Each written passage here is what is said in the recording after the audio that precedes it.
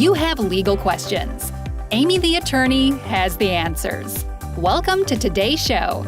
And here's Amy. Hi, Kansas City. This is Amy the attorney, and I am here with my good friend and fellow lawyer, Brian Noland, who I have known since before he was a lawyer. I'm very excited to have him on the show. He is a very smart, very dedicated person, whether it be in law or politics. And I'm just really grateful that he's agreed to be here. We're going to be talking about employment law. So Brian, why don't you just take this time to introduce yourself and maybe a little bit about your journey of becoming a lawyer? Sure. Thank you for having me, Amy. So I am a partner at the law firm of James and Noland, LLC. Our office is located in Kansas City, Missouri. We practice law in the state of Missouri. Our practice focuses on personal injury, employment discrimination, and union side labor representation. Awesome. And did you start your own firm from right out of the gate? I did. Daring. Yeah. That's good. That's good. All right. So what I would like for you to tell me is, we're going to focus right now on workplace discrimination and in regards to race and gender. There are other discriminations going on, but this is what we're going to focus on in our interview today.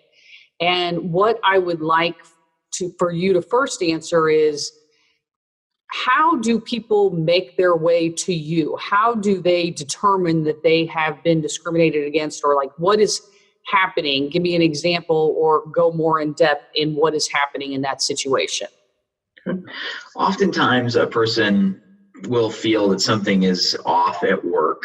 And usually we say if it looks like a duck and it quacks like a duck, it's probably a duck. And that's true of employment discrimination.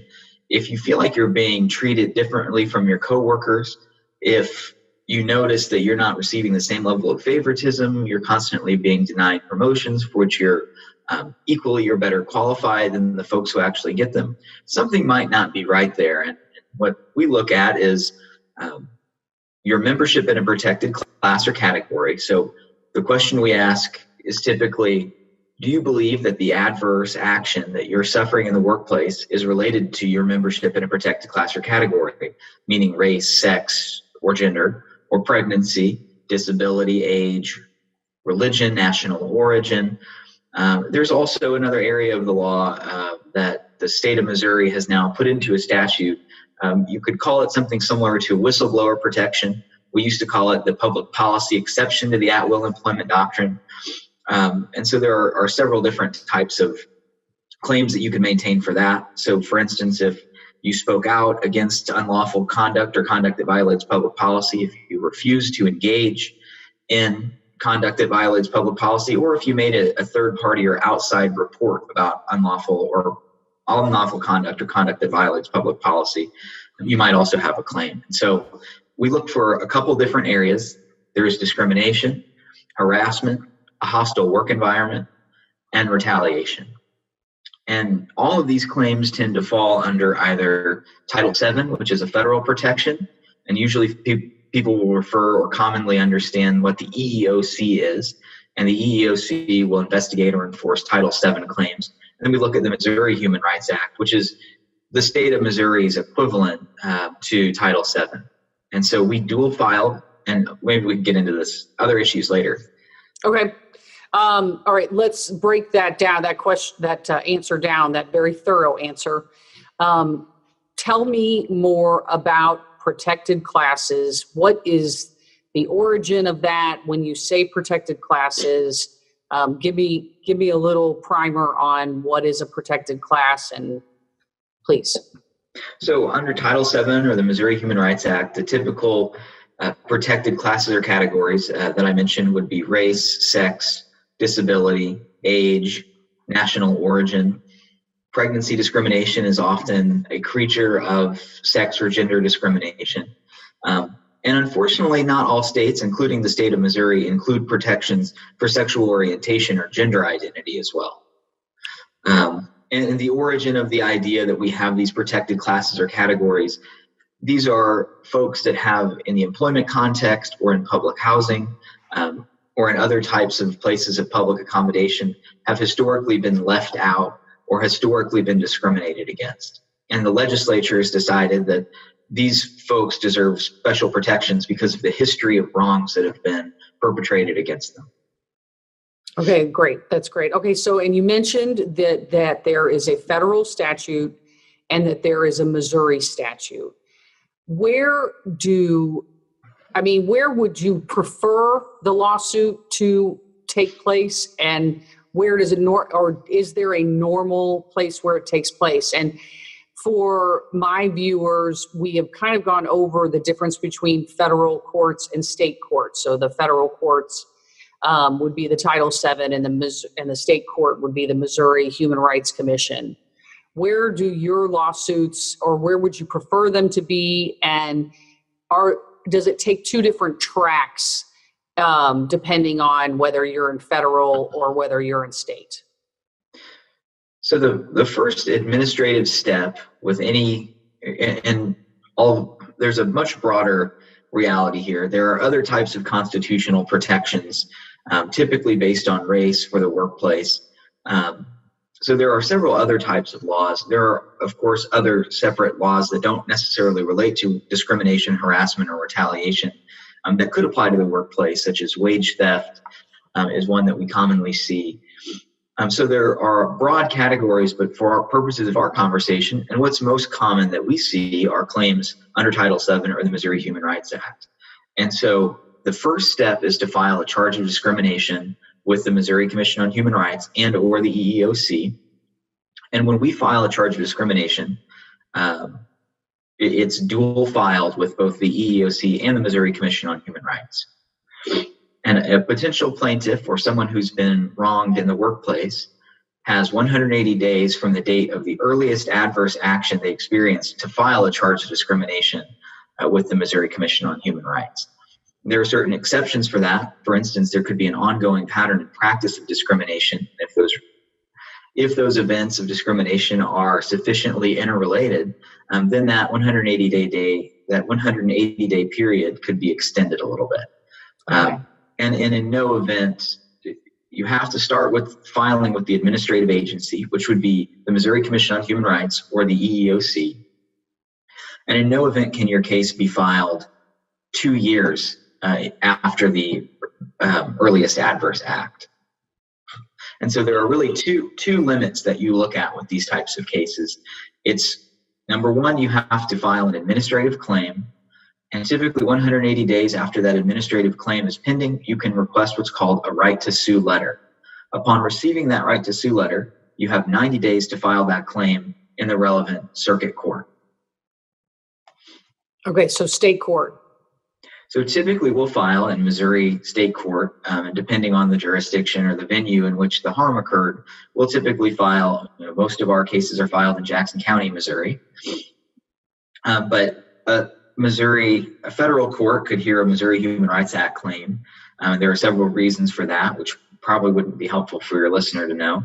And likewise, a Missouri State Court could hear a Title VII complaint as well. Okay, so it could go both ways. Correct.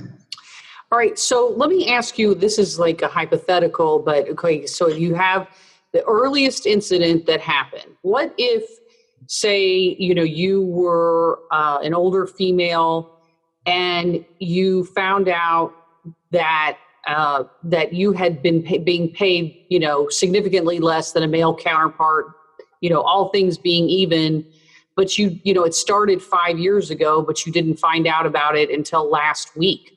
Would there still be a claim there? So when President Obama was elected, one of the first bills that he signed into law was the Lilly-Ledbetter Fair Pay Act. And the significant part of the Lilly-Ledbetter Fair Pay Act said that pay disparity claims continue or restart with each disparate paycheck. And so that allowed those claims to go on potentially longer. Anything, of course, that we're looking at or dealing with in relationship to federal law, you always have to be careful because federal law is in flux. and the trend is so strongly against expanding or preserving workers' rights, both with the National Labor Relations Board, who hear claims under the Wagner Act or the National Labor Relations Act, or with anything related to employment discrimination protections under Title VII or some of the other constitutional claims that folks might have, or Older Worker Protection Act or age discrimination cases, American with Disability Act.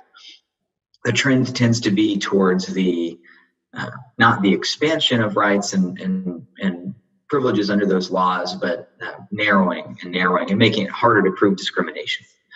And so while that was a successful piece of legislation in the Obama administration, I'm just frankly not sure how it has changed or if it's been upheld since its passage. Okay. Having never filed a claim under that act myself, to my recollection, Okay. I don't. Okay. All right. So what, give me like a start to finish of a discrimination in the workplace claim. Like give me from the minute they sort of discern something is happening to the resolution, what are the steps that they're going to take once they have come to see you? And you know, what give me the case, the path of the case. Oftentimes, discrimination is not as blatant or obvious as you might think, but to take a hypothetical, if your supervisor, and that tends to be one of the most important facts of a case, is that the supervisor, him or herself, is engaging in the discriminatory conduct. Examples of overt discrimination would include using racial slurs, treating that person differently, talking to that person,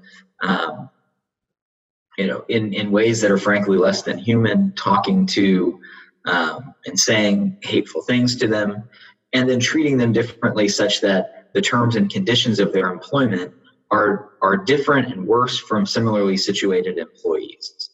And so if you have, let's say, two fast food workers, one of whom is African American, the other of whom is Caucasian, and the Caucasian is constantly getting better preferences for shifts, is spoken to in a more polite and respectful manner, while the person of color, who's also, let's say, in the same exact position, doesn't get those same privileges, then it might give rise to a race discrimination claim. Okay.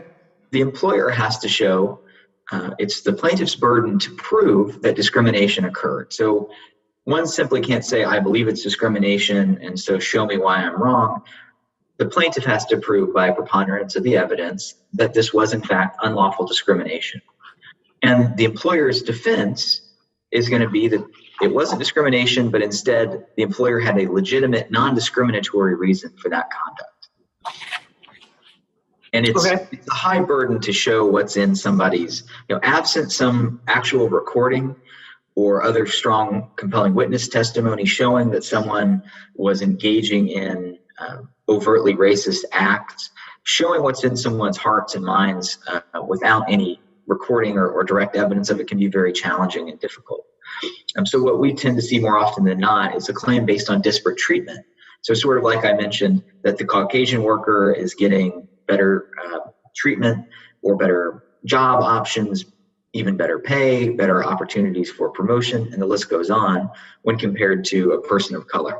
Now, the same would be true for a male or a female. The same would be true for, perhaps a Caucasian is being mistreated, and on the basis of that Caucasian person's, race, they believe that a manager, oftentimes of a different race, is singling them out for mistreatment, and that would also give rise to a claim. All right. So when they come see you, when the potential client comes to see you, what are the steps that you would take after? Okay, actually, you know what? Let's talk about the client meeting. First of all, how do you get paid? What is the basis? And our viewers have been exposed to different kinds of payment but tell me how your payment structure, not specifically, but broadly, how does it work? James and Noland works on a contingency fee arrangement. And so we provide a free consultation and we go through an intake process with the potential client. discussing the possibility or whether or not that person might have a claim.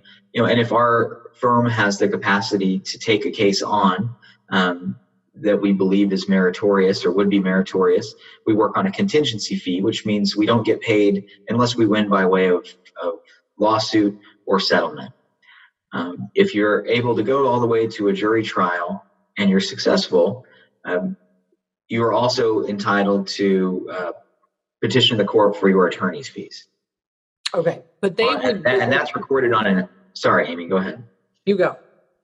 And so those attorney's fees would be an hourly fee basis. Okay, so the potential client is not paying you anything for the consultation if they are able to, you think it's a good claim, a claim worth pursuing, they won't have to put anything out to you. They won't have to put anything out to you. I won't have to pay you anything until and even then, you will just be paid out of whatever you either settle for and or get attorney's fee for and or get a jury verdict for. Correct. Okay, and I'm assuming there's things in employment law, there's experts in employment law, there's cost. I'm sure you're gonna have to take depositions, all those things. Those are costs that you would front. So, and then take out of whatever the settlement and or verdict ends up to be. Correct. And so we would petition the court for reasonable costs and attorney's fees if we go to a trial. Okay. All right. So speaking of intake, what would you want a potential client, to bring to an intake to talk? I mean, are there any documents? When you initially talk to somebody, what does that look like? Potential clients or someone who's going through a very difficult experience in the workplace, it's a nightmare that they're living through, and the story, the timeline, the facts, are potentially never ending. And our job is to help the client focus in on what are the potential legal claims that he or she might have, as opposed to just hearing, here's when I started my job, here's every single thing that happened to me to the end, to help sift through what is discriminatory, what are the hostile or adverse acts that you experienced. And so we really try to focus people in, and we do that with a very specific list of questions. And we ask them to bring, if they have any documents relevant to their employment, we typically ask them to bring those as well to review them. But what we do is we start with an intake form that we ask them to complete to better help them organize their thoughts. And here's a good example. Oftentimes we get calls and someone will say, I was wrongfully terminated. And that's a term of art. People tend to think that wrongful termination means I didn't like the reason I was fired and therefore my termination was wrongful. And under the law, that's not the case. If there was a legitimate reason for that, if you were frequently tardy, if insert the reason here, you can think of a number of examples why a company would lawfully terminate someone. And as long as it wasn't based on some of the issues that we've talked about before, as long as it wasn't unlawful discrimination, then there's probably not a wrongful termination claim as such. Of course, on the union labor side, that's a different issue, where wrongful termination would be termination without a just cause or having violated progressive discipline. And that's based on a contract with the employer. Most employees in this country don't have a contract with their employer. They're deemed at-will employees, which means they could typically be fired for any legitimate reason that the business has, as long as it's not an unlawful reason. And so when we say wrongful termination, we're really saying unlawful termination. Okay. Now, this intake form, is that something they would fill out at home, or would they come into the office and fill it out there? How does that work?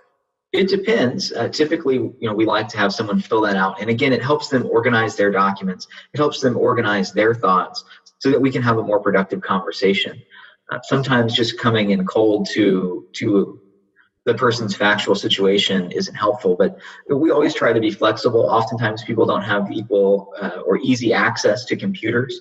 Oftentimes people don't have access to email. And so it's difficult for them to fill out a form. And so it's on a case-by-case basis, but we typically want someone to fill out an intake form that helps them organize their thoughts and helps us have a clear understanding of why they believe that the termination was unlawful. Okay. Are there common types of discrimination in regards to gender? I mean, would you say that there's common, or can you just talk a little bit about the most common ones and what you've seen? Oftentimes, I feel like sex or gender claims are more overt.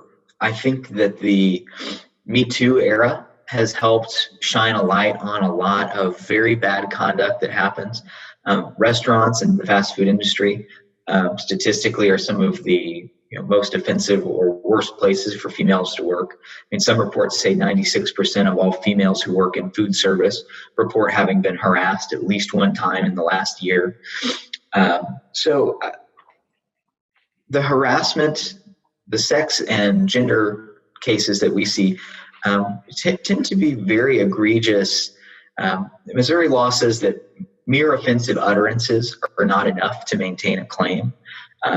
But of course, when there's a frequency of it, when the egregiousness of that, those utterances and that conduct shocks the conscience, clearly that's different from just mere utterances that are offensive. And so oftentimes it's groping, it's borderline sexual assault, it's the way people are spoken to, the way that they're treated, the shifts that they're assigned.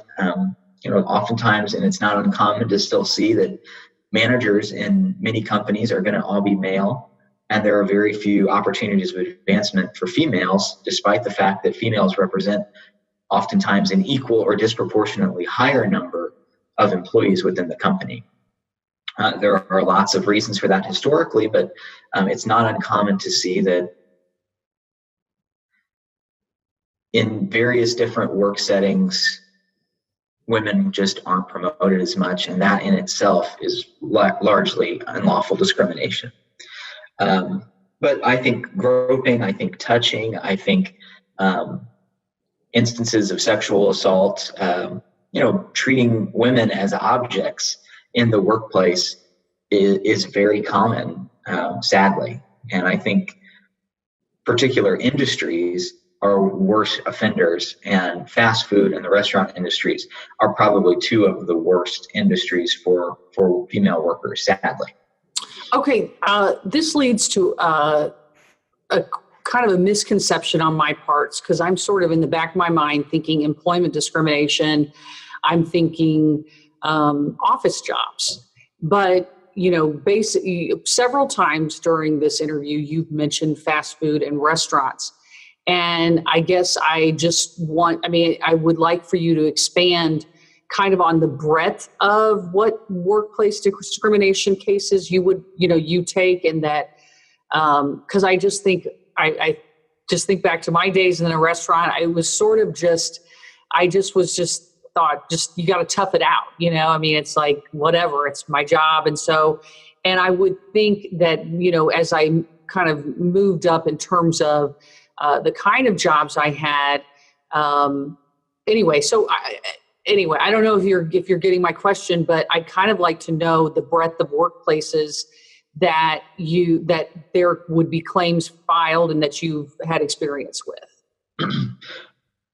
It's a wide array of various different workplaces, and there are so many business owners, tens of thousands just in this state. And so it's very difficult. But I think restaurants or fast food might be common simply because that's where new jobs are created in this country. So low-wage industries are the fastest growing job creators in the country. And so with that, you see all types of abuses, including the fact that even though they might be paying the minimum wage, that wage is not enough. And I think people oftentimes, sadly, with low wages comes low respect and low dignity that you receive from managerial employees. And so I think those are maybe more popular because they're also the areas where jobs are more fastly growing. But we personally, we don't care who the employer is. We care what happened. The employer needs to be 6 or more employees to maintain a case in Missouri. the size of the employer also sets the damage caps. So in Missouri law, we now have damage caps, and the size of the employer, and this is also true under Title VII, will determine the types of damages that are, the amount of damages that are available to you. But fast food, I think, is common. Okay. I'm just really glad you mentioned that, just because I think I have misconceptions, so I'm glad you cleared them up. Okay, what about, give me some examples of race discrimination in the workplace? I think oftentimes it would be as overt as racial slurs being, used, but it's also situations that, you mentioned the term toughing it out. I think many people in this country with an economy that's so shaky feel that they need to just shut up and go about their business. They don't want to make waves. And that's a double-edged sword for everybody. Because if your coworkers aren't reporting that they're observing you being harassed, well, that potentially hurts you too, because people are more likely to find credibility in other people saying that this is going on as well. So people not sticking up means that the next person who has to go through the same thing, might not be believed. And so speaking out in the workplace, it's important because it's a protected activity. If they retaliate against you or others for your having engaged in a protected complaint, that's against the law. And I think people aren't aware of that, and they're nervous and they're afraid, and they should be, because it's hard to find a good job here. But in the same vein, what we look at is employers need to be on notice that it is a risky and costly proposition to treat people in ways that violate the law. And so workers need to be aware of the protections that exist for them so they feel more comfortable speaking up and speaking out about those bad behaviors. And look, we don't want to see employers treating employees poorly in ways that violate the law. And so I'd love to be put out of business because more and more workers are standing up for themselves and each other in ways that protect them under the law. But sadly, we're not there. And the Me Too movement has been a very keen and clear example of not only how prevalent the problem still is of sexual harassment in the workplace, but the importance of speaking up and speaking out about it. Great. Okay, so you talked about retaliation. I'm going to make you repeat some of this because I think it's a good thing to talk about. So retaliation, it happens after a claim or lawsuit has been filed. Is that right? It does. So you would, let's say, for instance, and there are several examples, but one would be if you speak up, you feel like you're being treated differently because of your sex or race or membership in a protected class or category in the workplace, and you tell your direct supervisor, this needs to stop, and then that direct supervisor treats you worse. That's retaliation. Oftentimes, retaliation is you speak out against unlawful conduct, and then you're terminated in a pretty short time thereafter. And so the question is, were you terminated in retaliation for that, or was there a legitimate business reason for them to have terminated you? So there are all types of ways that you can speak out against unlawful conduct and be retaliated against. So a claim does not have to be filed for retaliation to be part of the lawsuit. Correct. You don't have to file a charge of discrimination before you have a retaliation claim.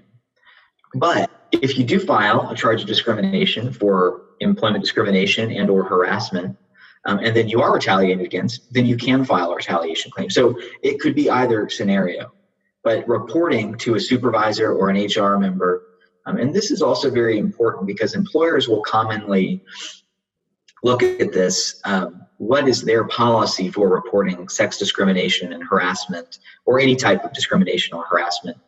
And so employees can't simply, and this is common where we'll get a call and they have never reported the discrimination or harassment in the workplace.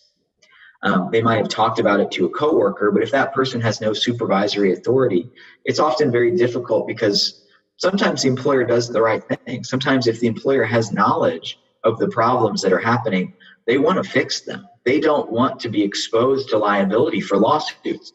And so that is one of the key things for workers to know about their protected rights, is that if they feel like they're being discriminated against or harassed or retaliated against in any way, it is important for them to speak up about it, so that it's documented and the employer has an opportunity to fix the problem.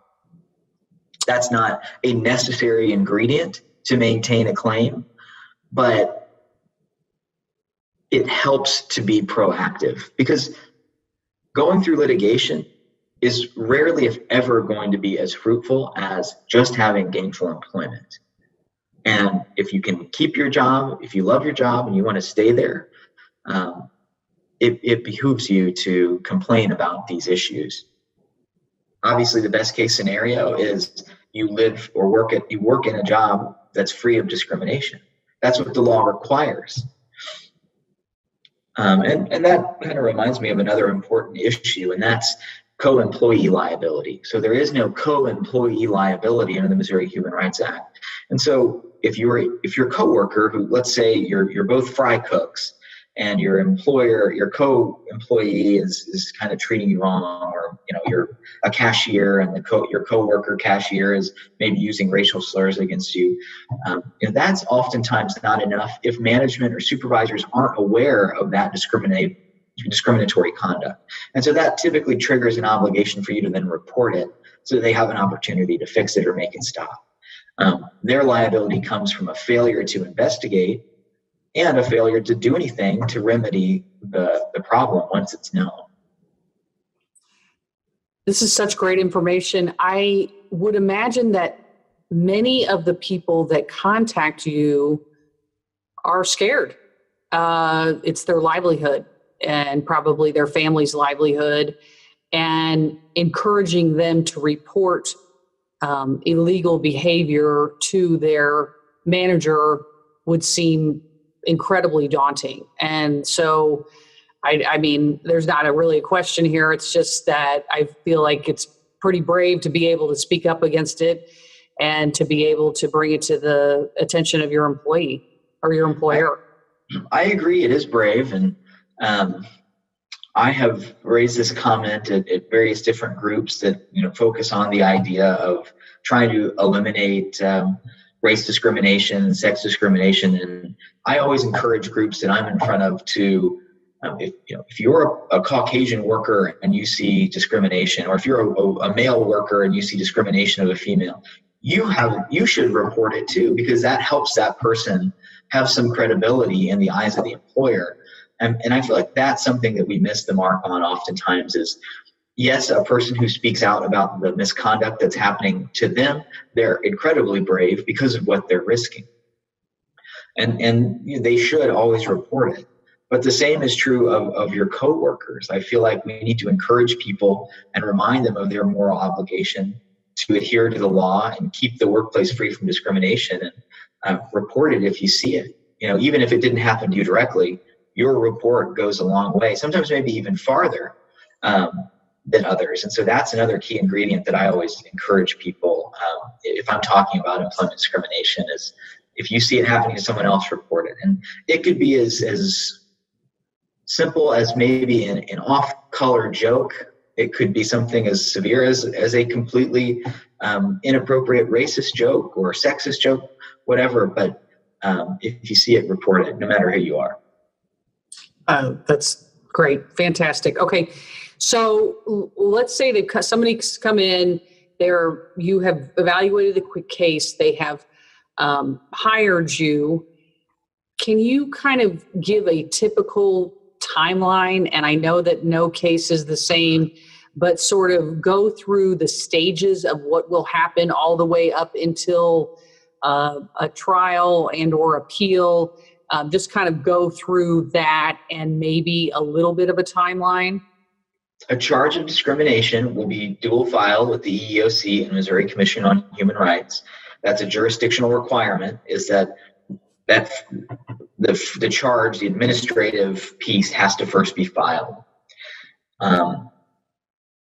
You could elect to have the Missouri Commission, and I should add that the city of Kansas City also has is itself capable of investigating state claims under the Missouri Human Rights Act. So if you want, you could file with the city of Kansas City, and they have the authority to engage in those investigations. But oftentimes it's filed with the Missouri Commission on Human Rights and the EEOC. They'll go through an investigative period. And so with the Missouri Commission, there will be a 180 days, so roughly a 6-month waiting period before which you can get your right to sue letter. It's possible that the case could resolve during that time. The Missouri Commission on Human Rights does encourage early dispute resolution process to try to avoid litigation. And so during that stage, it's possible you could see a settlement. And that's the point where, oftentimes the Missouri Commission will start gathering information. So a charge of discrimination is filed. It's served by the Missouri Commission on the defendant, who's the employer, and the employer then has to provide a position statement saying what is true or false, or what they believe to be true or false, stating that they believe that they did not violate the law, and they explain why. 180 days later, after the charge is filed, a right to sue letter can be requested, and once that right to sue letter is received, the plaintiff has 90 days to file that lawsuit in circuit court. In Jackson County, over a matter of a few months after the lawsuit's filed and the defendant has been served, there'll be a case management conference at which the trial date is scheduled. And that trial date is probably going to be a year, sometimes longer out from that point. So, the preference is to do it early as possible, but these are very complicated matters, and they do require a significant amount of discovery and depositions. And in Jackson County, the judge will order the case to mediation. And so the parties have to engage in a good faith effort to try to resolve the claim during that process before it would go to a jury trial. And so the time frame varies, as you said, but you're looking at probably the 180-day period plus another year on the conservative side. Okay. The EEOC will often issue a right to sue letter significantly earlier. And so that's another possibility. But the safe bet with the Missouri Commission is to wait 180 days from the date of the filing of the charge of discrimination. Do you feel like the EEOC and the Missouri Human Rights Commission actually do investigate the claim? I mean, do you feel like they are really looking at it and exploring it? And the reason I ask is I interviewed Maureen Brady, who does a lot of medical privacy and HIPAA litigation, and the governmental body that is sort of in charge of that. It sounds like it's really just a pass through. They pass the period of time and then it's back to the lawyer to get the lawsuit started. Do you feel like the EEOC and the Missouri Human Rights Commission do a thorough investigation? And I guess I don't know if I want you to answer that because I don't want to piss anybody off.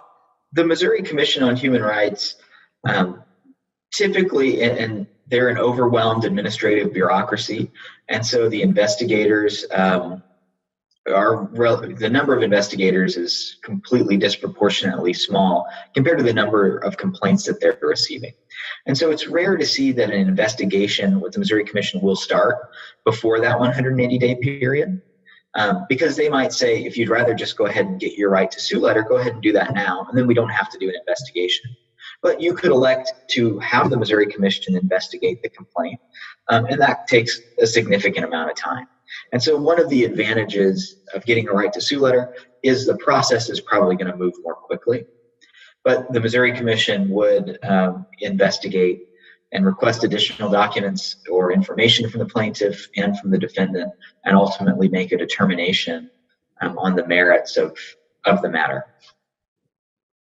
Is there anything that would surprise people about the business of gender and employment discrimination, whether it's gender or age or sex? I mean, is there anything surprising or something that I don't know? There's probably a lot I don't know. It's difficult to prove. I think there are a lot of bureaucratic processes that most folks aren't aware of. It is on all sides. It is a time-consuming and emotionally exhausting experience, and so it's a long slog. It's a long haul, and it's difficult. And I think folks who have experienced discrimination, they understand that, and most people just want it to stop. I mean, most people you meet don't want to have to go through litigation. They don't want to have to spend their lives on this because there are better things to do with your life. But sometimes the conduct is so egregious and so wrong that people want to stand up to put a stop to it, and they want to be made whole for their losses, for what they experienced. So it's a difficult and time-consuming process. And I think most people tend to assume that the inquiry about whether discrimination occurs starts and stops with their word. And it's much more than that. And I think that's what surprises people, that, it's not as simple as just saying, I was fired and I believe it's because I'm a white male. Well, there's much more to that conversation than that. And I think people who want to go through this have to be ready for the amount of time it's going to take on their part as well. And I think it's not as simple as just turning it over to a law firm and the rest is on autopilot. And we try to make it as easy as possible on our plaintiffs, but it is time intensive. There's a lot of work that goes into it. Okay. Oh my gosh, my question just went out of my head of what I was going to ask next. Oh, yeah. Okay. So here's the deal. Like, what if, say you really like your manager, but it's a coworker that is saying stuff to you or maybe touching you if you're a woman or, so it's some kind of discrimination or harassment is happening. Is the manager or maybe the owner of the who is sued in the lawsuit? Like, would your manager, I can see where people might be hesitant to even go to litigation because they don't want to get other people in trouble. So who are you suing? Well, the Republican legislature changed the Missouri Human Rights Act, making it more difficult to prove discrimination and decreasing the employer's liabilities for this wrongful conduct. Clearly these folks are not aware of the prevalence of discrimination that exists in the workplace, or more than likely, they're well aware of it. They just don't care. And so the Republicans have decided that they need to get rid of individual liability. So no longer are you naming the individual bad actor under the new Missouri law for adverse acts that occurred after the effective date of that legislation. You're just naming the employer. Meaning, if it's Amy Grabowski LLC, that's the employer that you're listing, and that's the party that you're suing. Okay, so not individuals anymore. No, but who knows if that law, how much longer that law is going to remain in effect, and so it is too bad in a lot of respects, because the individual bad actor who used to be defined under the law as an employer and therefore was capable of being sued, that individual actor should have responsibility for his or her bad conduct, in addition to and outside of what the employer is responsible for. So it's a problem. It's designed to keep cases out of state court. It's designed to protect out of state employers. And it's designed to make it harder for the working person to live in a world free of discrimination, because they are much more interested in businesses keeping and maintaining as much profit as possible, regardless of whether or not discriminatory behaviors are occurring. So is it any job whatsoever? What if it's a job? What if you are getting paid cash? Does citizenship what are some of the things that, I guess I just, what is there anything disqualifying about one person's job that would be like, no, you're not going to be eligible to bring a lawsuit? Usually, no. The size of the employer would make a difference. So if it's under Missouri law, if it's 6 or more, then you have a case. Okay. And that doesn't mean that there aren't maybe other types of claims out there, but for the purposes of our conversation, we're talking about the more common types of claims, which are what you would see under the Missouri Human Rights Act and Title VII. Okay. All right. Are there any questions about discrimination lawsuits that I should have asked you? Or any other information that you think people should know? As much as it's become a cliche, and I'm simply reiterating this earlier point, but the city of Kansas City used to post billboards all around the city that said, "Report it, don't ignore it," about employment discrimination. And I think that's maybe one of the most important principles that as people living together in a shared society, we need to remember, is that we have an obligation to our fellow person to help them be free from unlawful discrimination that's occurring in the workplace. And so if you're a Caucasian person seeing a person of color or a person who's in a historically oppressed or discriminated against group having to experience and endure those types of hardships and problems, it's your obligation as a member of our society to report it. And so I wish we had more information and more of those cliche billboards or wherever. If I had my druthers, there would be a mandatory state training for every employee and every employer so that they're well aware of their rights and responsibilities. And that's the problem. Sometimes you can unwittingly engage in discrimination, and that's a very costly thing. So we want the employers to be aware and the supervisors to be aware of what constitutes discrimination as well. It's very common to see employers do a 10-minute PowerPoint presentation or something on a computer where the employees just clicking through to get it done. And that's not sufficient. Some people simply don't know that they are creating an unlawfully discriminatory, harassing, retaliatory, or hostile work environment. And people need to be aware of that. And our livelihoods are too important, especially in an economy with such up and down. So you should just be able to come to work, get your head down, do your job, and call it a day. And unfortunately, for too many people, that's not the case. They have to endure egregious, terrible treatment in the workplace. And it is an emotionally exhausting process. Over the course of litigation, the person who is discriminated against is going to have to keep thinking about this and reliving these bad and traumatic experiences. It's not something I would wish on my worst enemy. No, I mean, it's your job is your life in many cases. I mean, that's what your life is you spend most of your time with your coworkers. Right. You spend most of the time working.